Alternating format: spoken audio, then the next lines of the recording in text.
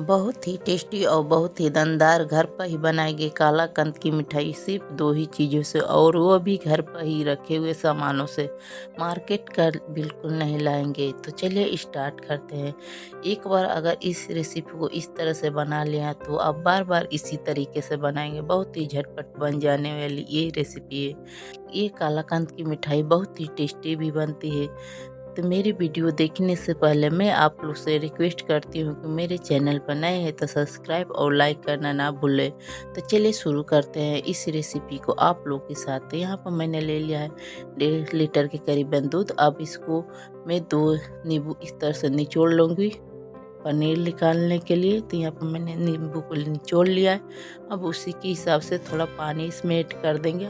आधा नींबू रहना चाहिए, आधा उसके हिसाब से पानी। दोनों को मैंने मिक्स कर लिया। अब इसे छान लेते हैं। जो नींबू का टुकड़ा है वो सारे निकल जाएगा, नहीं तो हमारे पनीर में जब फटेगा तो उसमें चले जाएगा तो निकलेगा नहीं। तो इसलिए मैं यहाँ पर छान लिया है। इतना सारे टुकड़े निकले हुए हैं। अब चलिए इसे साइड में रखते हैं, गैस की ओर चलते हैं। तो यहाँ पर मैंने दूध को रख दिया है हीट होने के लिए। दूध अच्छी तरह से जब उबाल आएगा तब हम गैस को बंद करेंगे। तो इसे हीट होने देते हैं। तो इसे लगातार इस तरह से चलाएंगे कि दूध पर मलाई ना जमे। तो इस तरह से मैं लगातार चलाती रहूँगी और इसमें एक उबाल आने दूँगी। जब अच्छी तरह से एक उबाल आ जाएगा तो देख सकते हैं यहाँ पर अच्छी तरह से एक उबाल आ चुका है। अब गैस को बंद कर देंगे। गैस बंद करने के बाद थोड़ा इस तरह से चला लेंगे कि इस पर मलाई ना जमे, और 5 मिनट के लिए इसी तरह से छोड़ देंगे। तुरंत नहीं हम पनीर अपना फाड़ेंगे। तब जब अच्छी तरह से 5 मिनट सिर्फ ठंडा हो जाएगा, ज़्यादा ठंडा नहीं करना है, सिर्फ 5 मिनट के लिए इसे छोड़ दें। 5 मिनट बाद इसको हम फाड़ेंगे। तो यहाँ पर मैंने नींबू का पानी थोड़ा थोड़ा इस तरह से ऐड करती जाऊंगी और चलाती रहूंगी। अच्छी तरह से फट जाएगा। एक बार नहीं डायरेक्ट डालेंगे, थोड़ा थोड़ा इसमें कर डालेंगे। तो इसी तरह से मैं थोड़ा थोड़ा इसमें ऐड करती जाऊंगी नींबू का रस और मिक्स करती जाऊंगी। तो इसी तरह से मैं सारे नींबू का रस ऐड कर दिया है। अब चलिए थोड़ा इसे इस तरह से मिक्स करते हैं। तो देख सकते हैं ये दूध अब फटना स्टार्ट हो रहा है। तो हमारा थोड़ा सा पानी कम हो गया था नींबू का, तो मैंने फिर से आधा नींबू को निचोड़ कर रेडी कर लिया है, उसमें थोड़ा पानी डालकर। तो अच्छी तरह से अब यहाँ पर दूध फट जाएगा इतने सारे नींबू में। अब ज़्यादा ज़रूरत की नहीं है यहाँ पर। तो देख सकते हैं यहाँ पर दूध फट रहा है अच्छी तरह से। पनीर अलग हो रहा है और पानी अलग हो रहा है। इसका कलर देख सकते हैं पानी का। तो इस तरह से मैंने लगातार चलाते हुए फाड़ लिया है। अब पास से दिखा रहे हूँ अच्छी तरह से फट चुका है हमारी पनीर। अब इसमें 1 गिलास ठंडा पानी ऐड करेंगे और इसे 10 मिनट या 5 मिनट के लिए छोड़ देंगे। फिर से तुरंत नहीं हम पनीर को निकालेंगे। तो यहाँ पर मैंने 5 मिनट के लिए छोड़ दिया था। अब यहाँ पे एक छन्नी ले लिया है और यहाँ पे एक कॉटन का कपड़ा वो इसी पर ट्रांसफ़र कर देंगे सारे पनीर को। तो यहाँ पर मैं सारे पनीर को छान लूँगी अच्छी तरह से। अब इस पर ठंडा पानी इस तरह से ऐड करेंगे और अच्छी तरह से धो लेंगे कि जो नींबू का खट्टापन है वो निकल जाए। तो यहाँ पर मैंने धो लिया है अच्छी तरह से। अब चलिए इसकी एक पोटली बनाकर रख देते हैं कहीं भी किचन में। इसका सारा पानी निकल जाएगा आसानी से।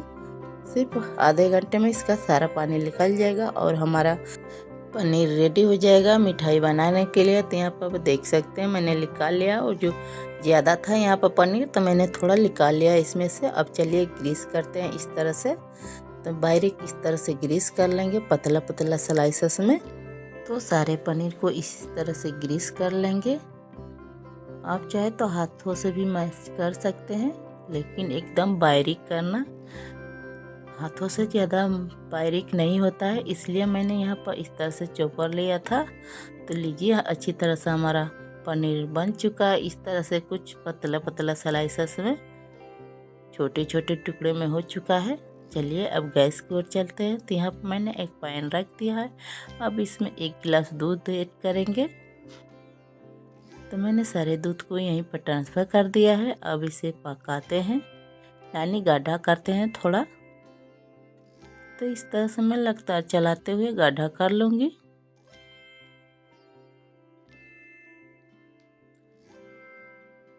जब थोड़ा इसमें गाढ़ापन आने लगेगा तो देख सकते हैं इसमें थोड़ा गाढ़ापन आ चुका है। अब इसमें इलायची का पाउडर ऐड कर देंगे। अच्छी खुशबू भी आती है और अच्छा मिठाई में टेस्ट भी आता है। तो यहाँ पर मैंने इलायची का पाउडर ऐड किया है थोड़ा सा। अब मीठा के लिए 2-3 चम्मच ऐड कर देंगे चीनी और अच्छी तरह से सारे चीज़ों को मिक्स कर लेंगे। तो यहाँ पर मैंने अच्छी तरह से चीनी को भी मिक्स कर लिया है।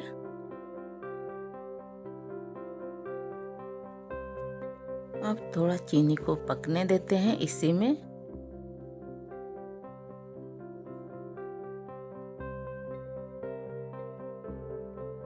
तो देख सकते हैं यहाँ पर अच्छी तरह से घुल चुकी है चीनी। अब जब पनीर को रखे थे इस तरह से कद्दूकस कर सारे पनीर को इसी में ट्रांसफ़र कर देंगे। तो यहाँ पर मैंने सारे दूध में ही ट्रांसफ़र कर दिया है। अब चलिए इसे भी मिक्स कर लेते हैं और इसे थोड़ा दूध को भी गाढ़ा होने देंगे। अब यहाँ पर और कोई भी चीज़ यहाँ पर नहीं डालना है। बहुत ही आसान तरीका है। हमें यहाँ पर घर पर ही कलाकंद की मिठाई बना लेंगे। तो इसे थोड़ा पकने देते हैं।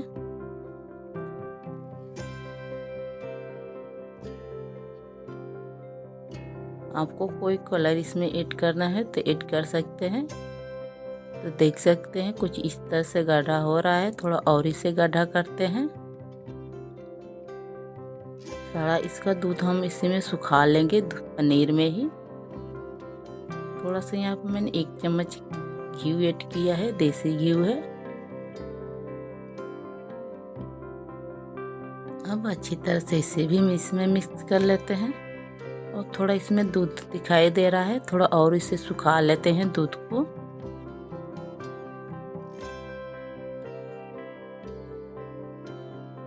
अच्छी तरह सारे दूध को इसमें सोख कर लेंगे।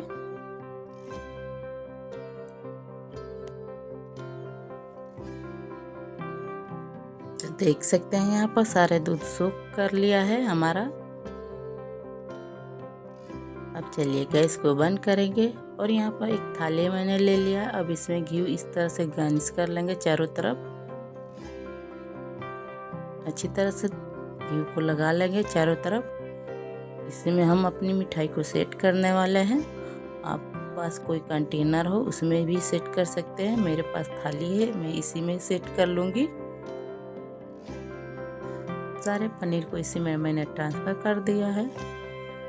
अब इसे अच्छी तरह से फैला लेंगे, मोटा या पतला अच्छी तरह से इसे फैला लिया है मैंने यहाँ पर। अब इसे ऊपर से चिकना भी कर लिया है। अब इसमें कुछ ड्राई फ्रूट ऐड कर देंगे, काजू या पिस्ता। तो मैंने यहाँ पर दोनों को यहाँ पर ट्रांसफ़र कर दिया है। अब इस तरह से दबा लेते हैं कि इसी में सेट हो जाए। तो यह अच्छी तरह से हमारी मिठाई यहाँ पर सेट हो चुकी है। अब इसे थोड़ा ठंडा करके या फ्रिज में रखें 2 घंटे के लिए या ओवरनाइट के लिए। मैं इसे ओवरनाइट इसी तरह छोड़ दूँगी, फ्रिज में नहीं रखूँगी। और अच्छी तरह से इसे सुबह देखेंगे ये ठंडा हो जाएगा और अच्छी तरह से सेट भी हो जाएगी हमारी मिठाई। तो चलिए इसे इसी तरह से छोड़ देते हैं। तो यहाँ पर मैंने इसी तरह से छोड़ दिया तो देख सकते हैं अच्छी तरह से ये सेट हो चुका है। चलिए इसे कट करते हैं। बहुत ही आसानी से ये सेट हो जाएगा।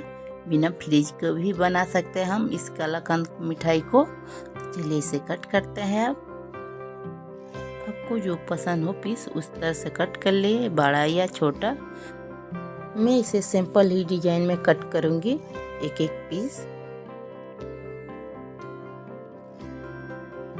तो मैं यहाँ पर कट कर रही हूँ। अच्छी तरह से देख सकते हैं हमारी मिठाई सेट हो चुकी है।